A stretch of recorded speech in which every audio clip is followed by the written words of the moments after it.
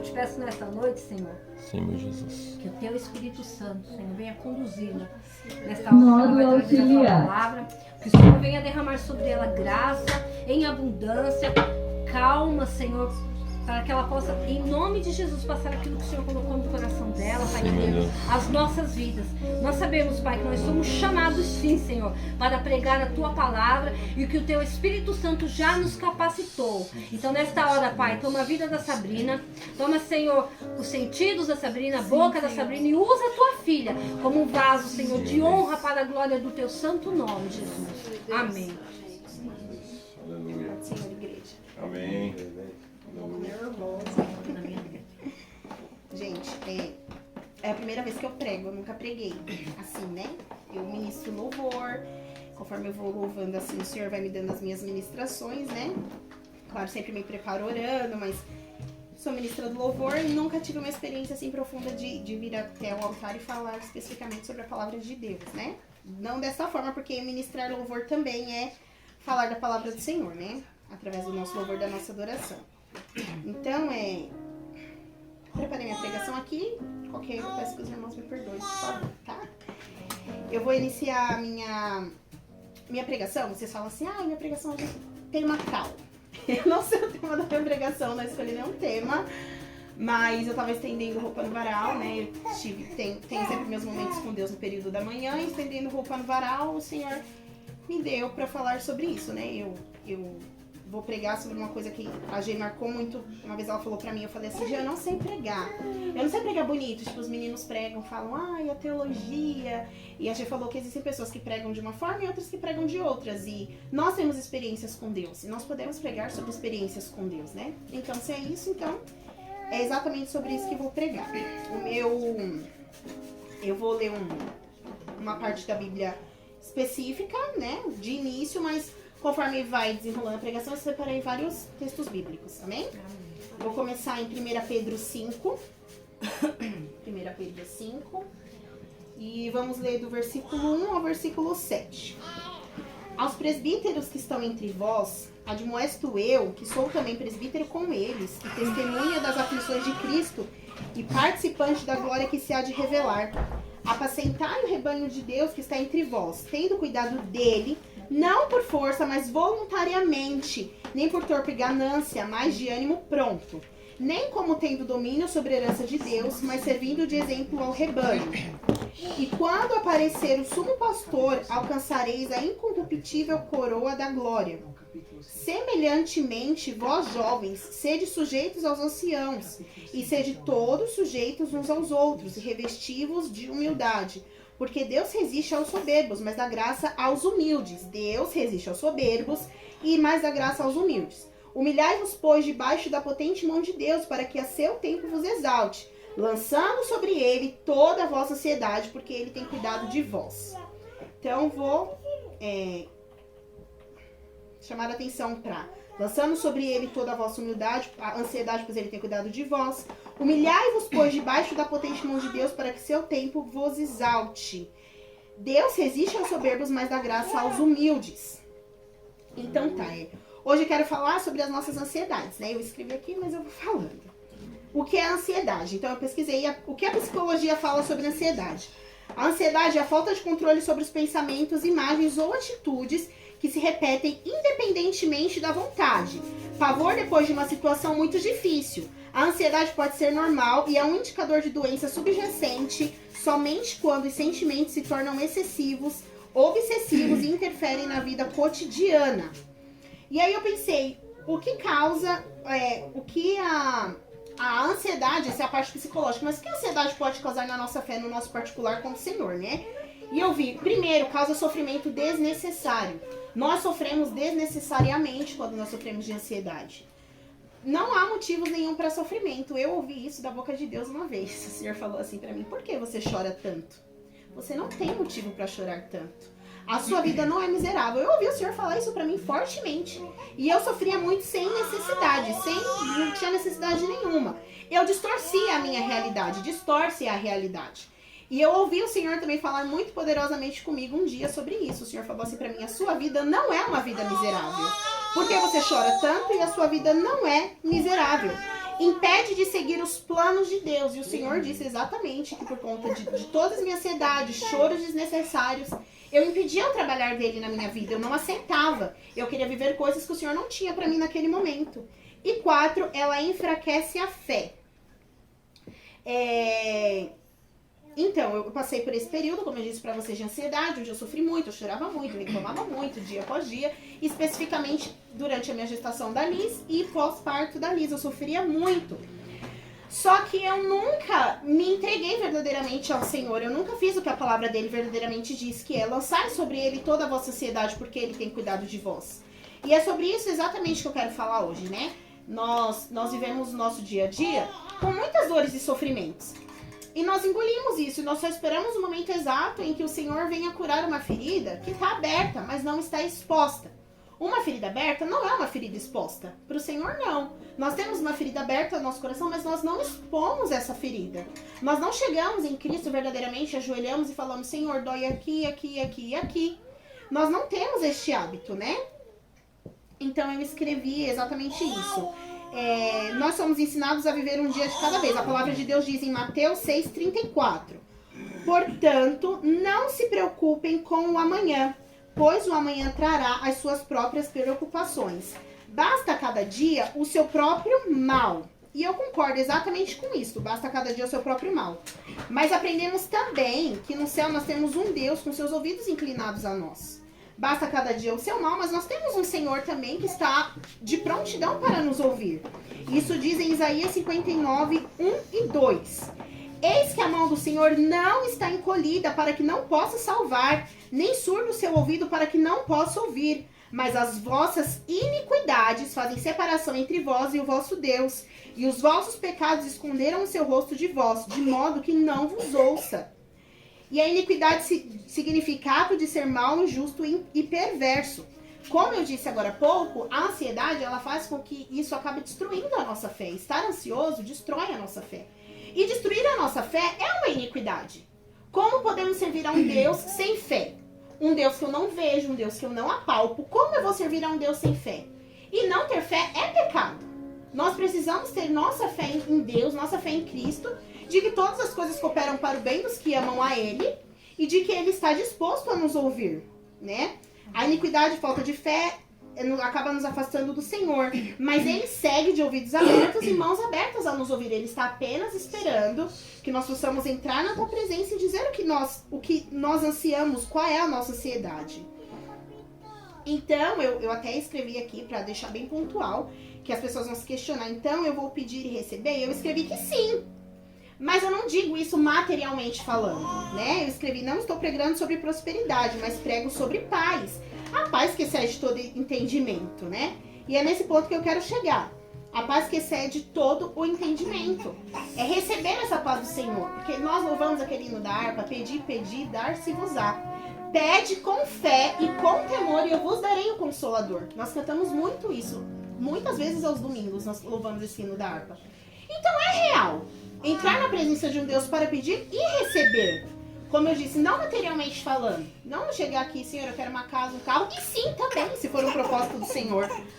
Mas pedir essa paz que excede todo entendimento. Como eu disse, não é uma ferida aberta, é uma ferida exposta. É entrar na presença do Senhor e expor a nossa ferida. Mostrar para Ele nossa ansiedade, nossos medos, a depressão, a dor, o trauma. E receber uma paz da parte do Senhor, né? Escrevi, por exemplo, às vezes passo situações bem complicadas e chego até a falar pro Rodrigo. Chego a comentar isso pro Rodrigo, né? Que me dói se os meus filhos me pedirem algo, eu poder dar e não dar. Isso não existe, nenhum pai faria jamais isso. Né? E até meu pai sempre contou, enquanto eu tiver vida eu tô aqui, é só você pedir, a gente te ajuda. Se um pai meu, físico, carnal, um pai terreno, que nem crente diz que basta eu pedir, ele vai me ajudar, porque eu espero que um pai, na glória, não esteja preocupado com os meus sentimentos.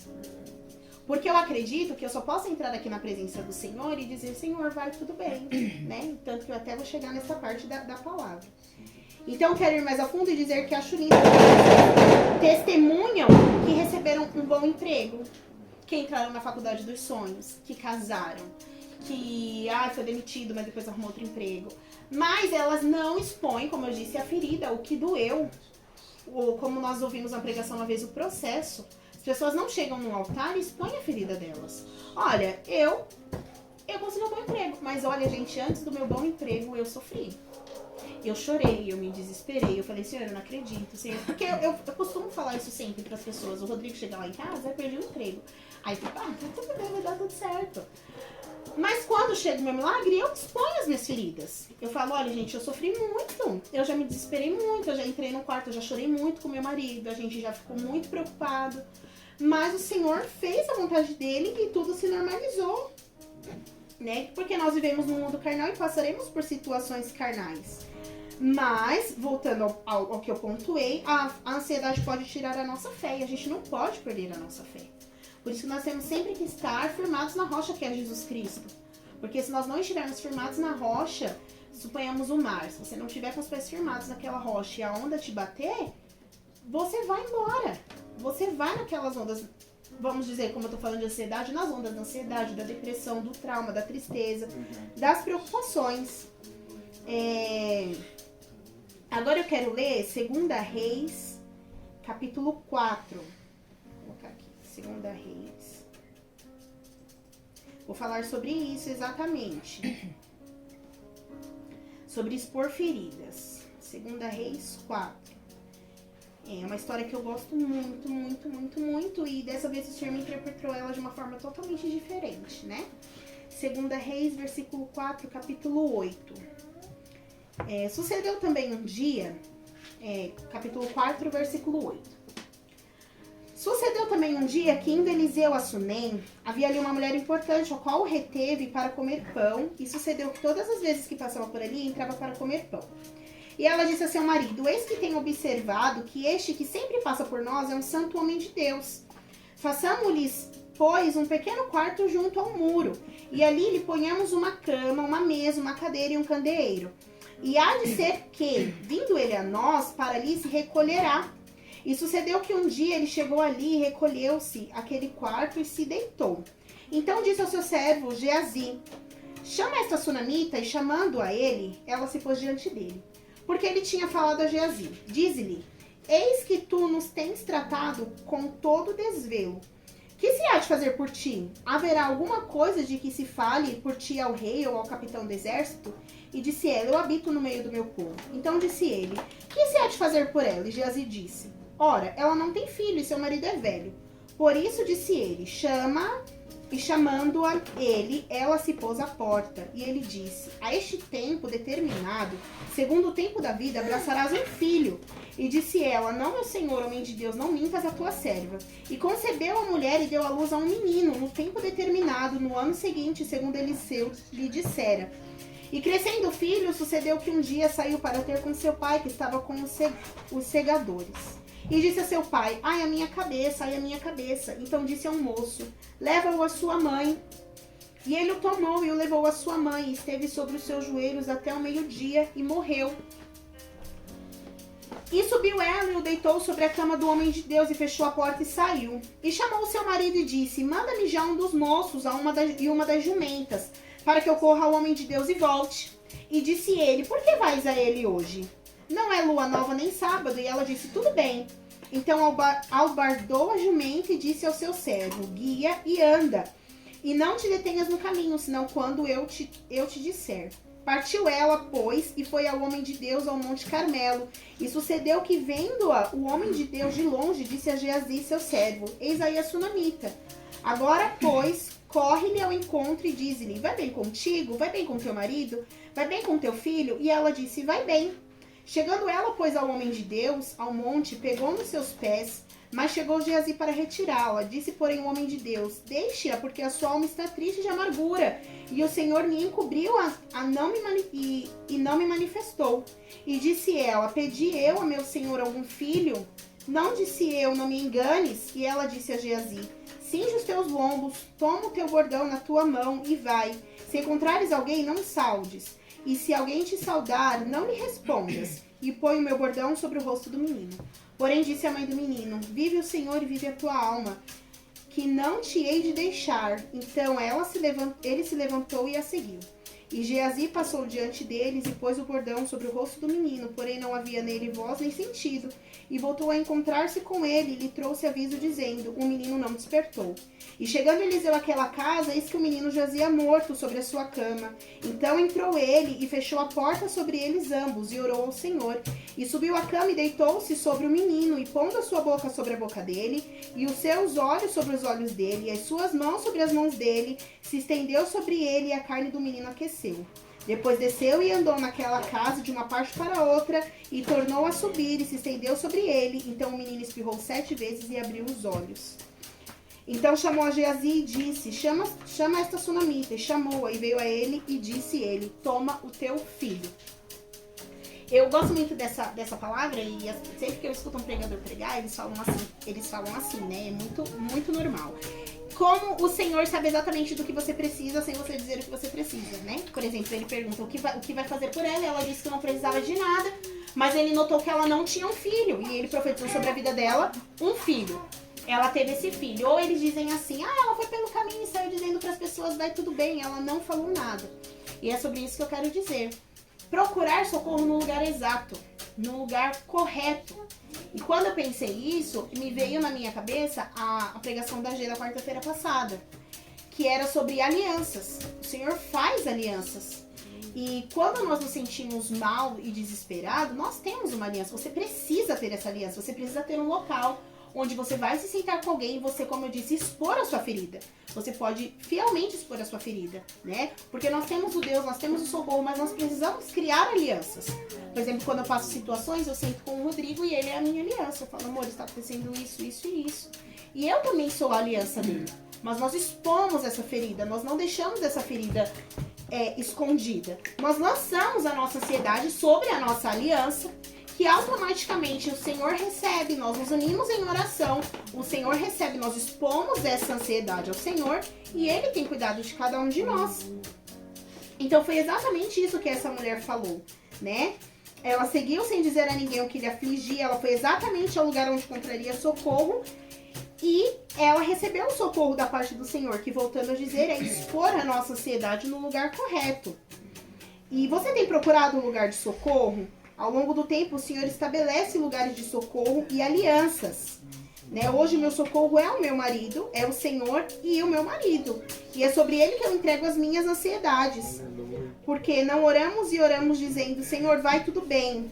Mas nós devemos sim ajoelhar e orar e dizer ao Senhor o que nos incomoda para que Ele possa vir com socorro sobre nós. Né? Há um tempo atrás, e eu coloquei essa parte porque essa parte é muito forte pra mim, eu ministrei há pouco tempo assim que nós abrimos o ministério, sobre como eu tinha a ferida aberta de que o Senhor tinha me recolhido um filho. E eu nunca expus essa situação pra ninguém, nunca. Sempre que as pessoas me perguntavam, eu fiz como essa mulher, eu dizia que ia tudo bem. Mas eu nunca havia aberto verdadeiramente meu coração ao Senhor. Eu nunca ajoelhei, como eu falo, sempre que eu converso isso com o Rodrigo, eu falo, amor, eu nunca perguntei pro Senhor por que o Senhor tirou meu filho de mim. Nunca fiz essa pergunta pra Deus. Não acho que Ele me deve respostas. Mas isso me corroía, isso me doía muito. E um dia, esse é um testemunho meu, eu fui ministrar um louvor, a louvor do Nada Mais do Gabriel Guedes, eu não sei se vocês lembram. Eu contei pra vocês que me doía ver 3 crianças em casa quando eu deveria ter 4. E eu expus uma ferida e na hora que eu falei sobre isso, eu chorava, porque eu nunca consegui falar do meu filho sem chorar. Só que aquele momento em que eu chorei, eu expus a minha ferida para o meu ambiente de aliança, eu fui curada. O Senhor verdadeiramente me curou. Hoje eu posso falar sobre isso sem dor alguma. Eu verdadeiramente não sinto dor em dizer. Não sinto hoje, eu tava até esses dias pensando, falei, Senhor, eu vejo meus filhos brincar e não me dói mais saber que deveria ter mais um. Eu sinto paz. O Senhor verdadeiramente me curou. Mas o Senhor me curou quando eu fui sincera na presença dele. Quando eu entrei, Ele não me condenou por entrar na presença dele e falar, Senhor, você fez isso, mas isso me doeu. Ele não me condenou. Muito pelo contrário, eu tenho certeza que Ele olhou e falou assim, filha, eu te entendo, eu sei que te doeu. Eu tava lá. Quando você estava sozinha numa sala de cirurgia, eu estava lá, eu vi você chorar, eu sei que te doeu. Mas eu estou aqui para trazer o socorro, eu estou aqui para te trazer a cura. E eu fui curada naquele momento. Né? Eu fui muito curada naquele momento, foi uma noite muito importante para mim. Precisei entender que o Deus que eu sirvo estava sim preocupado comigo, com a minha situação, com a minha ansiedade e as minhas dores. Outro texto bíblico é Mateus 26:39, onde Jesus ora e pede para que o Senhor afaste dele aquele cálice, mas apenas se possível. Para vocês terem noção, Jesus lançou sobre Deus a ansiedade. Jesus lançou sobre Deus o seu medo. Jesus sentiu medo. Jesus sabia tudo o que ia acontecer, ele sentiu medo. E ele lançou sobre Deus a sua ansiedade. Às vezes a gente é ensinado a não falar nada pra Deus. Só que, como eu escrevi aqui, isso atrapalha a nossa adoração. Por exemplo, eu cheguei aqui na casa do Senhor cheio de problemas. Aí o pastor começa o culto e ele vai falar assim, não, esquece tudo. Gente, ninguém aqui sofre de amnésia. Ninguém vai entrar na presença do Senhor e esquecer os problemas que estão lá fora. A gente vai ter o nosso momento de adoração, mas quando a gente passar pela porta, a gente vai lembrar. A gente não precisa esquecer por 30 minutos de louvor o que está acontecendo. Não.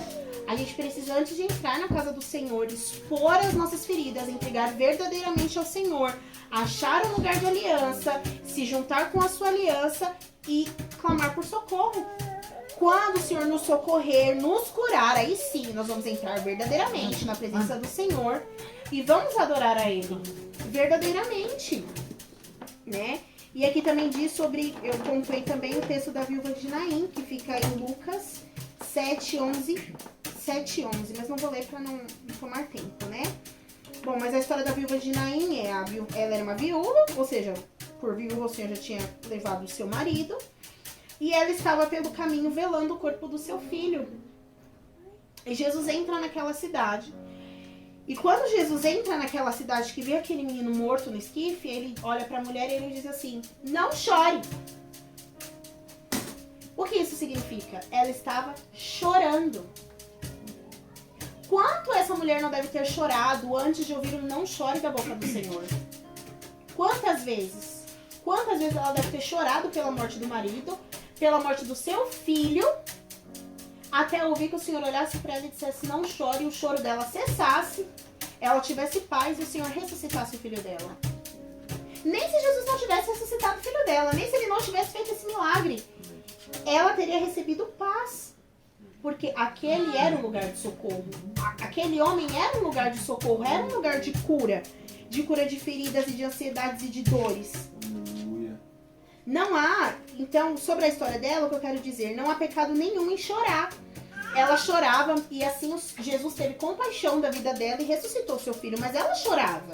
Não há pecado nenhum em chorar, em ajoelhar e dizer que sente medo, em unir-se com a sua esposa, marido, amigo, aliança e dizer o quanto está doendo. Errado é deixar que isso te consuma a ponto de corromper a sua fé, seus pensamentos e achar que a solução está necessariamente nas suas mãos. Isso é pecado. Achar que as suas dores serão curadas pelas suas próprias mãos. Senhor, eu estou com dificuldade financeira, mas eu não vou falar pra ninguém. Eu vou ficar aqui. Aí você tá aqui, você vai ficar aqui parado, você não desabafou com ninguém, você não contou nem pra Deus. Aí você fala assim, eu vou fazer isso, vou fazer isso, vou fazer isso, vou fazer isso, vou fazer isso, vou fazer isso, vou fazer isso. Você já acha que o controle tá com você. Porque a gente aprendeu a não entregar ao Senhor as nossas ansiedades. A gente aprendeu que Deus não está preocupado com isso. Mas como eu, Sabrina, vou poder falar para um morador de rua que está passando fome, que o Senhor não está preocupado com a fome dele. Que o Senhor está preocupado com outras coisas. Porque eu tenho em mente que o Senhor não está preocupado com as minhas situações. Eu não posso passar isso para uma pessoa. Eu preciso entender que o Senhor está sim preocupado comigo, que o poder está sobre as mãos dele e que eu vivo pela fé, para quando eu sair para evangelizar eu falar, irmão, você está passando por isso, mas o controle está nas mãos do Senhor. Eu sei porque eu vivo pela fé e você deve fazer o mesmo. Então, é reconhecer quem é Deus. Deus é bom. Deus está sim preocupado. Ele quer ouvir a gente, né? Então, e até pontuei, né? Pode até ser um pouco forte, mas eu escrevi que é uma hipocrisia dizer que não teme mal algum. Se você teme mal, sim, chegar aqui, louvar não temerei, não temo mal algum, mas entrar na casa do Pai durante a adoração ficar apenas pensando nos problemas, porque não entregou verdadeiramente a Cristo. Então, entregar ao Senhor, né? Em Mateus 14:25 também, é uma passagem muito conhecida, onde Pedro andava sobre as águas. Então, Jesus chamou Pedro. Fica em Mateus 14:25. Quando viram andando sobre o mar, ficaram aterrorizados. Pode passar, sogro, por favor.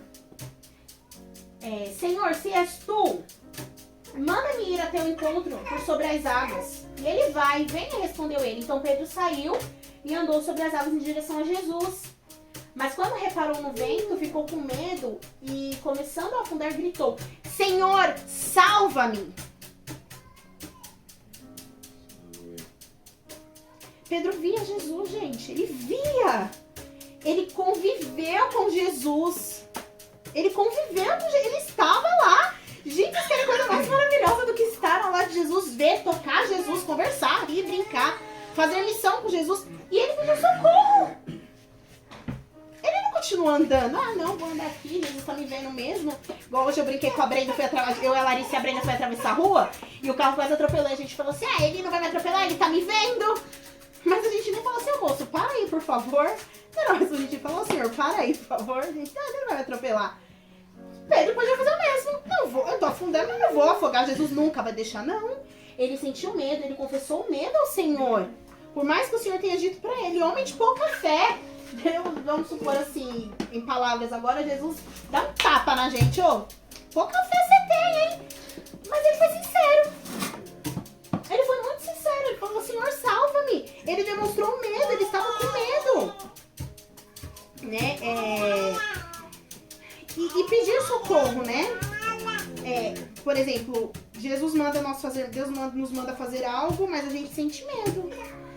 Ai, será que Deus falou mesmo? Ai, Jesus. Ai, mas Deus mandou fazer. Ai, mas eu tô com medo, não vai dar certo. É normal, nós somos carne. Mas, volto a dizer, ter aliança, conversar com alguém e falar, ora por mim, eu estou com medo. Quebrar o laço no inconsciente que o diabo tem jogado sobre nós, né? Fechar as brechas. É muito lindo pregar que uma mulher saiu dizendo, vai tudo bem. E dizer pra nós não contarmos os nossos problemas pra ninguém. Mas eu não concordo, pois ela contou sim. Ela foi atrás do socorro, ela lançou a ansiedade e recebeu o socorro. Só que ela foi ao lugar certo. É disso que precisamos, receber socorro. É o Senhor falar algo e você dizer, Senhor, me ajude a acreditar. Eu tenho pouca fé agora, mas salva-me, né? Eu já fiz e tenho feito muito isso com o Senhor e Ele tem me dado muitos sinais. Não porque eu mereço, jamais. Mas porque ele tem mostrado que ele não está cansado de mim. Porque às vezes quando eu me sinto muito triste, eu falo, o Senhor já deve estar de saco cheio de mim. Mas ele não está. Ele mostra que não, ele não está cansado de mim. Ele renova as promessas dele, porque eu tenho procurado socorro no lugar certo. Né? E como ser ouvinte da ansiedade de alguém? Como que eu posso, então, formar uma aliança com uma pessoa hoje? Ter uma aliança com essa pessoa? É pedir o coração e o caráter de Cristo, que fica em João 13:34. João 13:34 diz, 13:34. Um novo mandamento dou a vocês. Amem-se uns aos outros como eu os amei. Vocês devem amar-se uns aos outros. Que foi exatamente como eu disse. Muitas vezes eu choro pelo mesmo problema. Mas o Senhor não fala que está cansado de mim. Ou ele diz, não, deixa ela pra lá. Ah, de novo, Sabrina. Não. Muito pelo contrário, ele me ama, ele vem. E por mais que, como eu disse pra vocês, ele me dê muitos, né, me corrija muito em amor. Você chora demais, não há uma necessidade. Mas ele não está cansado de mim. Se ele tiver que responder isso 10, 20, 30 vezes, ele vai dizer isso. Ele vai falar, não tem necessidade, filha. Eu tô aqui, eu vou te ajudar. E como eu disse, ele tem me dado sinais. O Senhor me deu um perfume, o Senhor já me deu dinheiro pra fazer compra. O Senhor já proveu emprego, o Senhor já proveu coisas. Esses dias até eu tava num pensamento muito aleatório meu, gente. Não acho que é coincidência. Eu tava na cozinha, eu falei, gente, eu quero muito aquele creme da vaquinha de hidratação. Aí minha mãe falou assim, filha, eu vou te mandar uns negócios. Aí minha mãe falou assim, filha, dentro de uma sacola, a sua irmã te mandou um creme. Sempre minha irmã, né? Falei, tá bom, mãe. Abri a sacola, tava lá o potão do creme da vaquinha. Eu falei, gente, não é aleatório. Não é a primeira vez que isso me acontece. Não é. Aí eu falo, Senhor, eu quero algo e eu vou ter. E o Senhor, como eu disse, a minha ansiedade quer que eu faça com a minha própria mão. Eu vou trabalhar, vou comprar um creme da vaquinha. Mas o Senhor não deixa a minha ansiedade corromper a minha fé. Eu não permito que a minha ansiedade corrompa a minha fé. Então, o que eu quero mesmo pontuar dessa pregação é ter feridas. É normal. Nós temos as situações nos machucam diariamente. Tem um pastor que diz assim, somos espirituais, mas vivemos no mundo carnal, no mundo de desemprego, no mundo da doença, no mundo do luto. Isso é normal, é comum. O que a gente não pode é se deixar abater. Então vamos ter feridas, não deixe só a ferida aberta. Exponha a sua ferida ao Senhor, pega 30, 40, 5 minutos que seja. Como Paulo esses dias pregou e me ensinou muito. Senta com o Espírito Santo, que é o Consolador. Vou pro Pai, mas não vos deixarei órfãos. Deixarei o Espírito Santo, deixarei o Consolador. Senta então com o Consolador e fala assim, ó, Consolador, dói aqui, dói ali. Expõe a sua ferida. Tenha uma aliança. Gente, se você não pode confiar no seu cônjuge, você vai confiar em quem? Se você casou, eu casei com o Rodrigo, se eu não posso me sentar e contar pro Rodrigo os meus medos, ansiedades, eu vou contar para quem? Em quem? Com quem eu vou conversar? Porque eu tenho os meus pais, o Rodrigo tem os deles, mas os nossos pais partirão. Quem vai ser o homem que vai se colocar de pé e vai falar, não, meu amor, eu vou orar por você, então vamos orar. Tenha uma aliança, exponha as suas feridas e as entregue para o Senhor. Ajoelhe sim. Ore sim e chore sim. A Fernanda Brum fez um louvor lindo que ela diz: me ajoelhei, não sei o que falar, só choro, mas o Espírito Santo levou cada gemido meu. Eu não entendi nada dos meus gemidos, mas o Espírito Santo levou o Senhor e o Senhor entendeu cada gemido meu. Isso não é pecado. Não é dizer que você não crê no Senhor, muito pelo contrário. Você crê tanto no Senhor que você crê que Ele é exatamente a pessoa que vai te curar, né? Então, é crer verdadeiramente quando a palavra do Senhor diz, lançai sobre Ele toda a vossa ansiedade, porque Ele tem cuidado de vós. Lançar com palavras, lançar com lágrimas e gemidos. Ele está preparado para nos ouvir. E não engolir isso, porque eu estava muito ferida e o Senhor me curou apenas quando eu verdadeiramente lancei sobre Ele, com palavras, as minhas ansiedades. Amém?